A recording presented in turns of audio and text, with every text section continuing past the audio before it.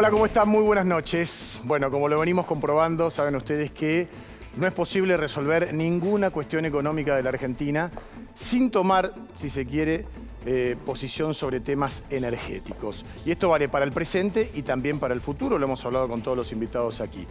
La agenda económica hoy está condicionada por desafíos en el área de la energía y cualquier plan de gobierno no puede evitar este tema que es realmente clave. Conocer esas ideas es el motivo de nuestro ciclo que hemos llamado Políticas para encender la Argentina. Y hoy en Energía Latam, la visión del Frente de Izquierda con la diputada Miriam Bregman, precandidata a presidenta. Bienvenidos, gracias por estar de ese lado. Comenzamos, esto es Energía Latam.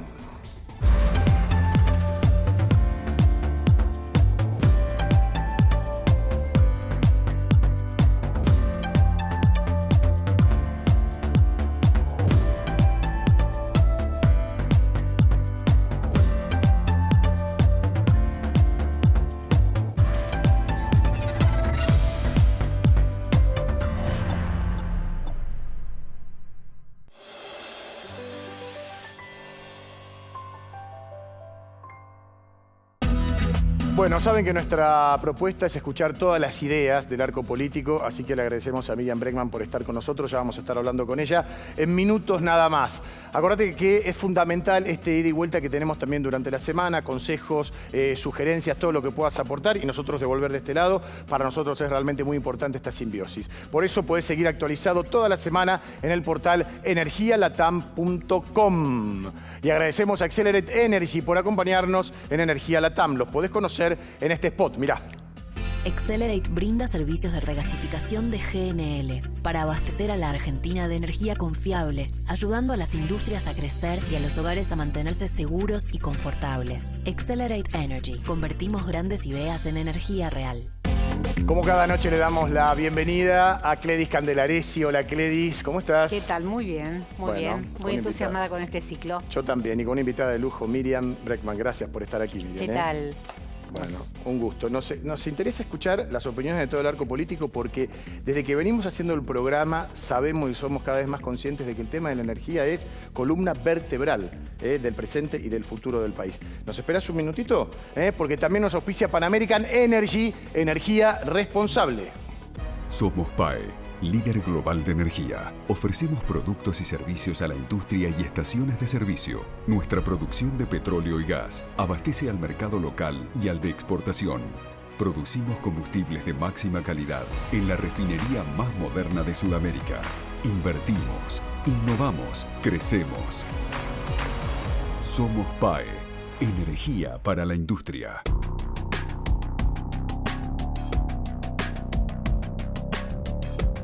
Te decíamos, la energía, un desafío para la política que vamos a seguir desgranando en esta noche por A24. Cledis, ¿con qué vas a comenzar? Bueno, a ver, efectivamente un desafío para la política. Vemos cuál es la foto fiscal de la Argentina en este momento. Si el objetivo del gobierno es limitar el gasto, indefectiblemente va a tener que achicar los subsidios. Más allá de si están bien mal enfocados y la cuestión filosófica es un gasto que el Estado en estas condiciones no los puede soportar. Entonces lo más factible es que se siga con un recorte de subsidios y por lo tanto, ¿cuál es el contrapeso? Un aumento de tarifas. Aumentar reservas es imprescindible por una serie de cuestiones macroeconómicas, pero hay una que está ligada a la energía y es que es necesario seguir pagando importaciones de energía que hasta el momento llevan 6.900 millones de dólares. Otro de los objetivos macro en general que trascienden la cuestión energética pero lo involucran, que es estimular la inversión. A ver, inversión estatal o inversión privada. El Estado está bastante restringido a todo de manos en este momento para invertir, por ejemplo, en infraestructura, para poder aprovechar los recursos que están en el subsuelo. Más exportaciones, todos van a querer exportar. Digamos, es imprescindible que haya más exportaciones para poder tener más dólares. Pero ¿con qué estrategia? Bueno, también hay una estrategia de un tipo de cambio para que el que produzca y exporte pueda tener una mejor rentabilidad y posiblemente está todavía el objetivo de poder disponer con otra libertad de las divisas. Eso, entre otros desafíos del sector energético a los que tiene que dar alguna respuesta quien se postule a un cargo electivo. Como por ejemplo Miriam Bregman. Bueno, Miriam, ahora sí. En principio, vamos a hablar del tema que que todos están hablando, que es el de los subsidios, el recorte, el hecho de haber hecho anotar a la gente, hacer en carácter de declaración jurada. ¿Cuál es tu mirada al respecto? ¿Empezó? Sí, empiezo en el orden que comenzaron ustedes con la primera placa, el primer gráfico. Argentina tiene que acumular reservas y por ende tiene que recortar subsidios, decías vos recién, porque hay una orden del Fondo Monetario Internacional. A todo le tenemos que poner un título. Todo ese plan de acumular reservas y ese gran interés del gobierno a acumular reservas no es porque se está pensando una política soberana. La Argentina no tiene nada que ver. El Fondo Monetario quiere que le paguen la deuda y dice recorten acá, recorten allá para que los dólares queden para pagarle al FMI. Es decir, eso no va en beneficio de la población, sino es dinero, dólares que se van a ir afuera. Esa me parece que es una gran definición. Porque si no pensamos todo como, bueno, ¿para qué son esa acumulación de reservas? Miriam, perdón, sí, ¿no? Pero más allá del acuerdo con el Fondo Monetario, es necesario, por ejemplo, pagar importaciones. Argentina no podía producir, generar electricidad si no tiene gas y... Ahora voy a eso, por eso digo, primero hay un condicionamiento de la política económica argentina, donde entra claramente el problema de la energía y los subsidios, que tiene que ver con este condicionamiento con el Fondo Monetario Internacional.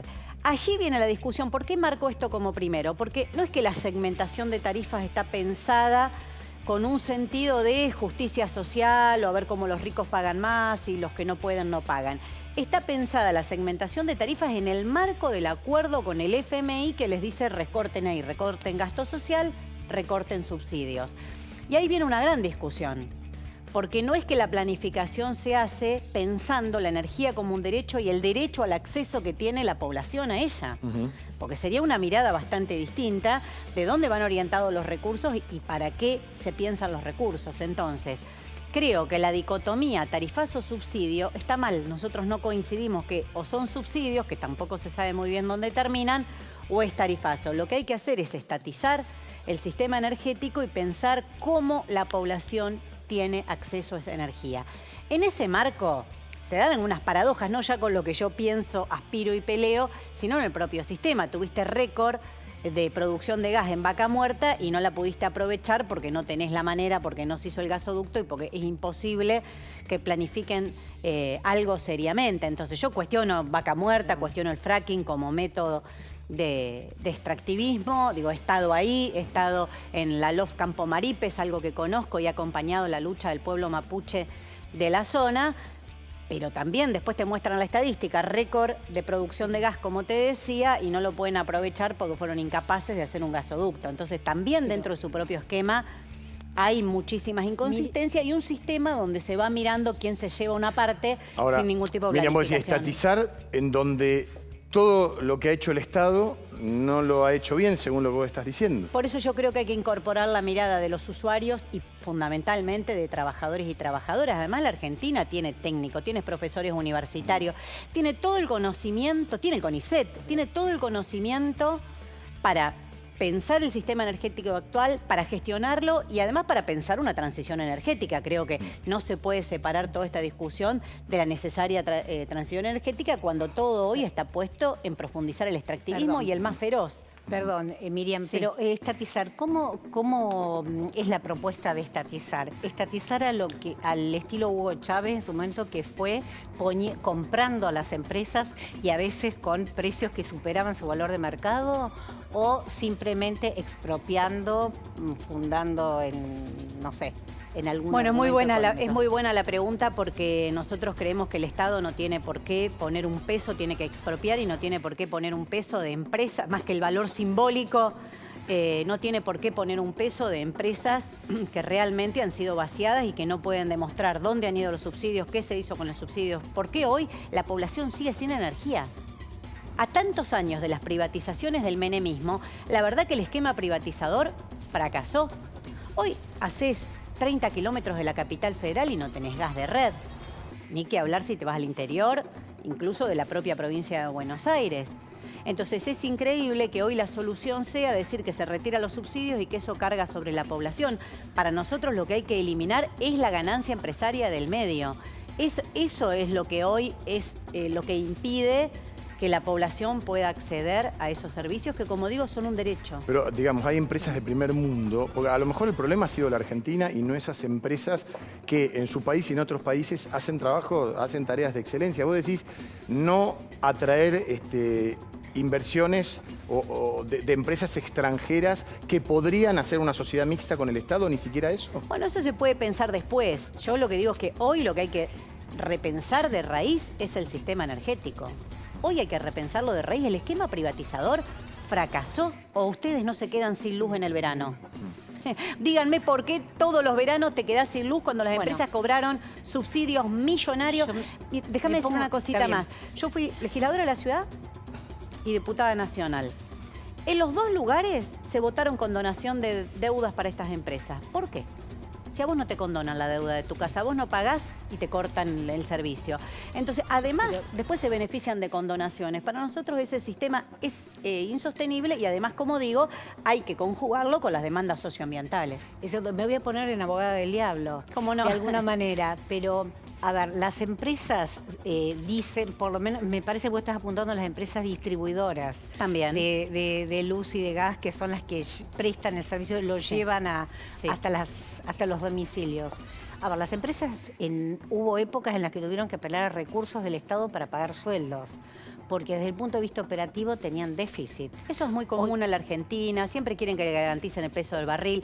Acá todos lloran y cuanto más grande la empresa, más llora.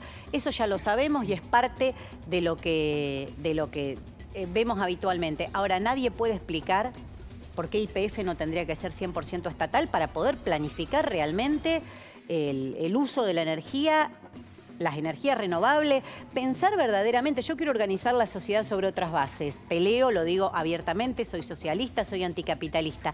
No se puede pensar ningún proyecto serio y racional si no contás con la planificación de la energía. Es como la base en todo. Yo por ahí hablaba más de la distribución. YPF tiene gestión estatal. YPF tiene, aunque es una empresa mixta, tiene gestión estatal. Bueno, es una empresa mixta con muchos cuestionamientos y donde hace este tipo de acuerdos, como por ejemplo en Vaca Muerta, donde todavía el contrato con Chevron no lo conocemos. Yo estaba en Neuquén el día que se votó y nos reprimieron. O sea, una ley que la tenés que pasar con represión, algún problema tiene, de año 2013. Ahora, miren, yo también me pongo en abogado del diablo y digo, hay gente que puede decir, pero el sistema socialista fracasó, el muro de Berlín ya se cayó, hoy hasta aquellos países que eran de la órbita o estaban bajo la égida socialista son todos capitalistas, China, Rusia. Sí, yo no creo que lo que haya fracasado el socialismo. Lo que fracasó es un modo particular, lo que se dio en llamar el estalinismo por la conducción que tuvo, que es un totalitarismo burocrático. Eso no era el socialismo por el cual se hizo la Revolución Rusa y por el cual peleamos.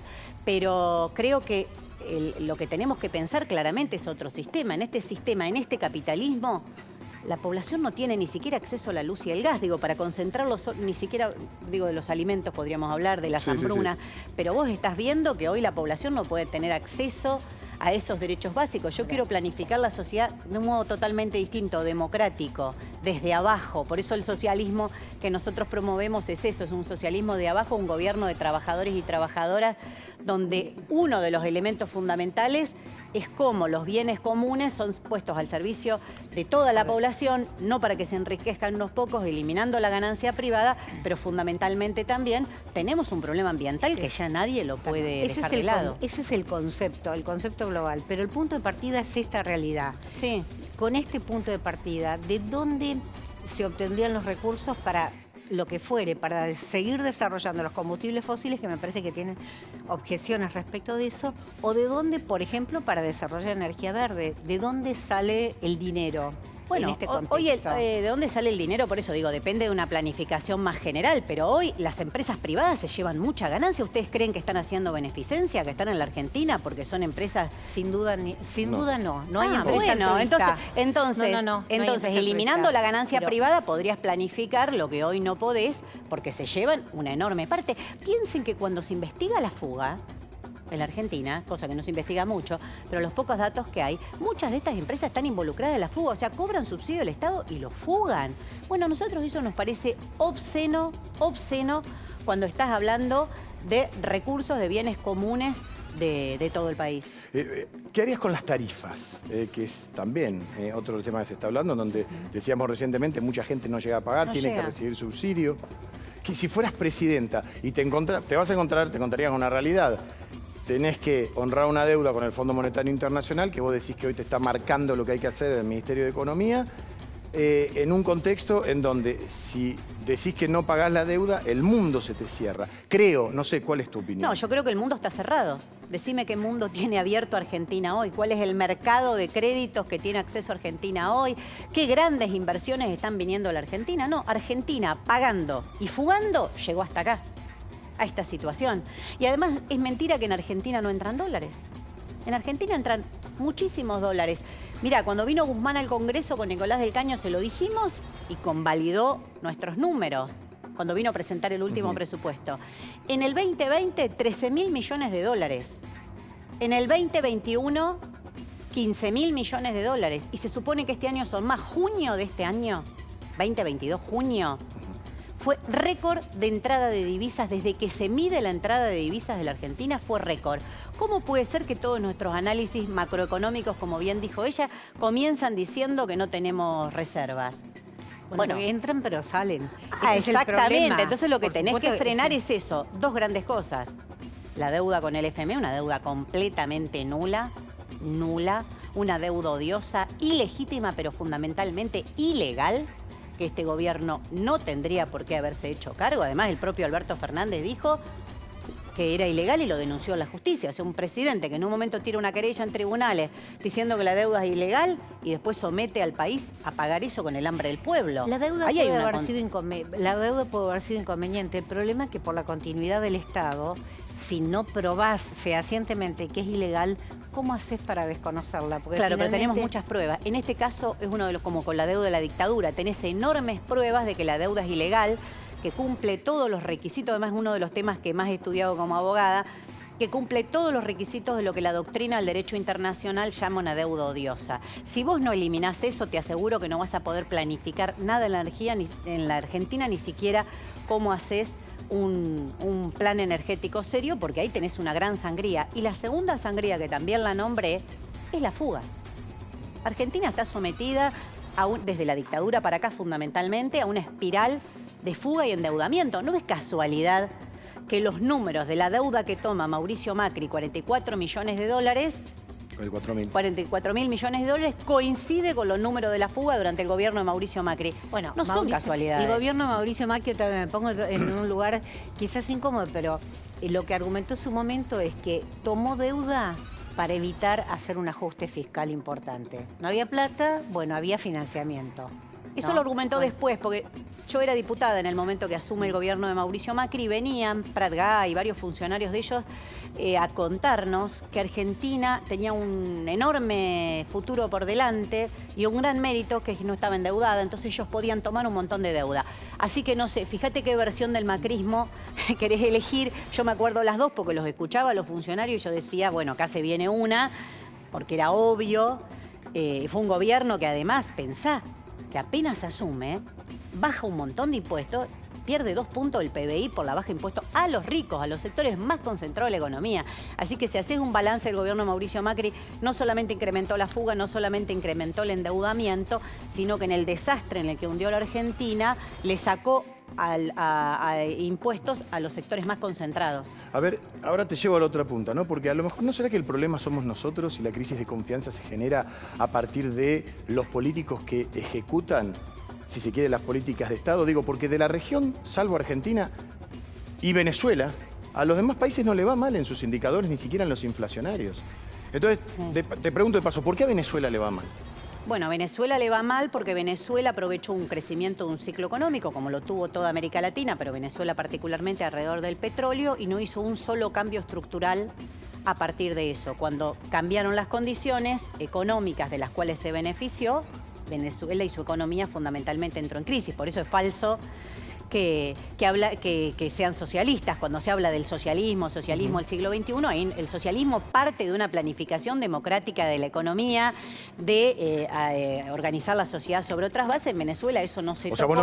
ustedes no se identifican con el chavismo. No, por supuesto No. que no. Ok. No, porque además se mostró que cuando se le terminaron las condiciones que le permitían vivir de la entrada de recursos, fundamentalmente del petróleo, Venezuela entró en crisis y no tenía ni siquiera para cubrir los elementos propios básicos que necesita una población. Hoy es cara la gasolina y hasta escasea, ¿no? Algo increíble para un país que era pero también digo, sobre eso tuvo el fracaso asedio de Estados rotundo. Unidos, que ahora como necesita, Maduro pasa a ser bueno. Digo, después está toda la política de Estados Unidos que va eligiendo Sin duda. a qué países criminaliza, persigue. Le organizaron golpes de Estado a Venezuela, no es chiste. Digo, yo te estaba hablando de la parte estructural económica. Sí, sí, Después sí. hay una parte de política internacional que no la podemos obviar, que fue el asedio también de Estados Unidos, que ahora parece que cuando necesitan ellos recurrir a energía en otros lugares, cambian rápidamente de política económica. Miriam, volviendo un minutito a Argentina, a Vaca Sí. Muerta, pues es que ustedes no están de acuerdo con una política extractivista, es decir, ¿no estarías de acuerdo con el desarrollo de Vaca Muerta?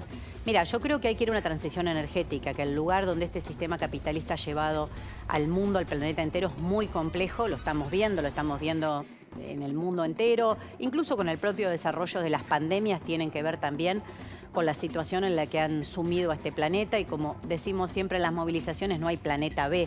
O pensamos ya mismo cómo parar la destrucción del planeta y ver en qué se pueden reparar las consecuencias gravísimas a las que lo han llevado, o realmente estamos muy, muy complicados. Pensá que el lobby es tan grande que en la Argentina no hemos podido discutir una ley de humedales. El Frente de Todos hizo campaña electoral, recuerden ustedes, hace un año diciendo ley de humedales ya, ley de humedales sí. Claro. El lobby Mirá que- es Pero feroz. mirá que el corazón verde cuesta también, ¿eh? Porque necesitas importar molinos eólicos, por ejemplo, si fueses a desarrollar energía Por eso digo que eólica, es parte de una planificación. Que Sí. todo tiene que ser parte de una planificación y no de un negocio. Lo que estoy segura son las consecuencias del fracking, porque mis compañeros diputados, Andrés Blanco y todo el equipo de diputados y concejales que tenemos en Neuquén, en la provincia y en la ciudad de Neuquén, han hecho un trabajo muy interesante de estudiar cómo aumentó la actividad sísmica en la zona desde que empezó el fracking y realmente es muy, muy complicada las consecuencias y, como digo, el aumento de los sismos en la región. Ahora, hablando de energías verdes, digamos, la invasión de Rusia a Ucrania también demostró cómo el sistema energético internacional puede entrar en crisis. Sí, Por eso claro. esa aceleración que se daba hacia estas energías hoy está como estancado porque necesitas sacar de donde sea, ¿no? Digo, contrario censo a lo que pensás respecto de Vaca Muerta, al fracking, hoy es imprescindible para cualquier país que...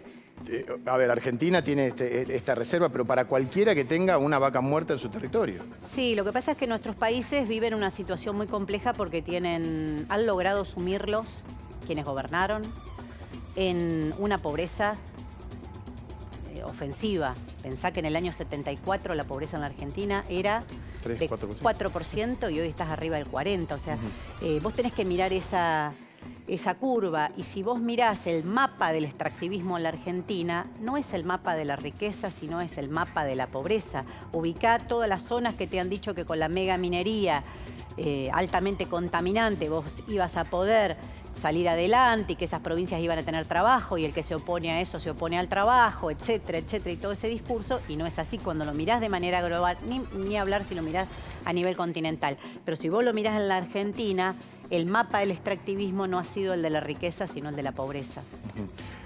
Tu plan energético sería, obviamente, ¿no? Desde el Estado, ¿seguir manteniendo los subsidios? No, claro que no.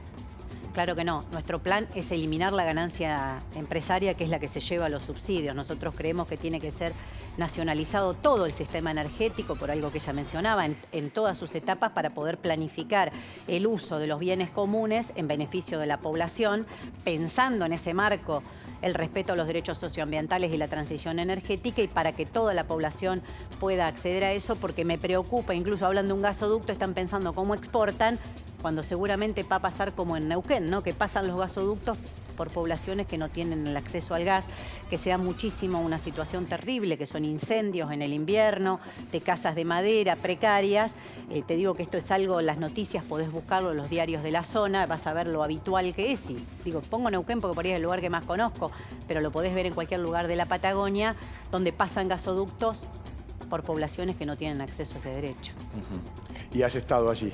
Sí, sí, claro, sobre todo el caso de Vaca Muerta es el que más conozco, porque la comunidad Campo Maripe me ha invitado varias veces a verlo con mi compañero diputado en Neuquén, Raúl Godoy, hemos estado ahí y hemos recibido las denuncias en el propio lugar. Bueno, a ver, Miriam, gracias. Estamos invitando a los políticos, aquellos que tienen la posibilidad el día de mañana de una candidatura presidencial, de acceder a un lugar importante para ver qué opinan.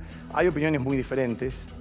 Creo que es uno de los temas donde más opiniones diferentes vas a encontrar. Claro, lo que pasa que en lo que sí estamos de acuerdo es que hay que consensuar una política de Estado a largo plazo porque Argentina tiene mucha riqueza y lamentablemente hoy estamos sufriendo las consecuencias de esa política que no tuvimos, ¿no? Así que es importante escuchar. Cledis, ¿querés 30 segundos? ¿Querés hacer una apreciación final? No, yo haría la síntesis del pensamiento que acaba de expresar Miriam Bergman es una planificación centralizada con estatización. Con participación de trabajadores y usuarios, precisamente para que esa planificación sea democrática y racional. Una nueva idea puesta sobre la mesa. Bueno, gracias por haber estado con nosotros. Gracias por tu tiempo. Gracias a ustedes por la invitación. No, por favor. Gracias a ustedes por haber estado de ese lado. Vamos ahora a un Zoom con Daniel Reyán. Y aquí estamos con la nota que les habíamos prometido. Se encuentra con nosotros a través del Zoom Daniel Reyán, director técnico de Petróleo y Gas del IAPG, porque llega a Argentina Oil and Gas Patagonia 2022. Esto es del 10 al 12 de agosto en Neuquén y va a contar con la participación de más de 180 empresas. A ver, esta va a ser la más grande de todas las AOG de la Patagonia. Se lo preguntamos ya a Daniel. Bienvenido, gracias por estar con nosotros. No, por favor, muchas gracias a ustedes por la invitación a participar. Un gusto de estar acá. Sí, sin duda es la más grande que vamos a hacer desde que estamos haciendo la AOG Patagonia allá en la provincia de Neuquén. Estamos superando a la más grande que tuvimos hace 3 años antes de la pandemia, en más de 1000 metros cuadrados y casi más de 50 expositores. Daniel, para quienes no conocen tanto lo que es la Argentina Oil and Gas, contad de qué se trata, con qué se van a encontrar los que van. Es una exposición donde tenemos a todas las operadoras que están trabajando en el país prácticamente. Tenemos a las empresas de servicios, tenemos a proveedores de equipamiento y de materiales y por supuesto también tenemos los fabricantes. Todo lo que tiene que ver con las necesidades que plantea la industria del petróleo y del gas hoy en día acá en la Argentina. Así que es importantísimo poder ver todas las tecnologías que se están utilizando o las que se están desarrollando para aplicar en un futuro inmediato. Daniel Reyán, muchas gracias por este contacto con nuestro programa. El mayor de los éxitos, porque ya estamos ahí nomás, ¿no? En cuenta regresiva, porque reiteramos, esto va a ser del 10 al 12 de agosto en Neuquén. Exactamente, el miércoles inaugura a las 16 horas. Le mandamos un abrazo enorme y muchas gracias por haber estado con nosotros. No, gracias a ustedes y hasta pronto. Adiós, hasta luego, importantísimo esto. Bueno, con esta noticia ya nos estamos despidiendo. Gracias por habernos acompañado y acordate, energialatam.com es nuestro portal para estar comunicados durante toda la semana. Gracias y que arranquen con todo el lunes. Chau.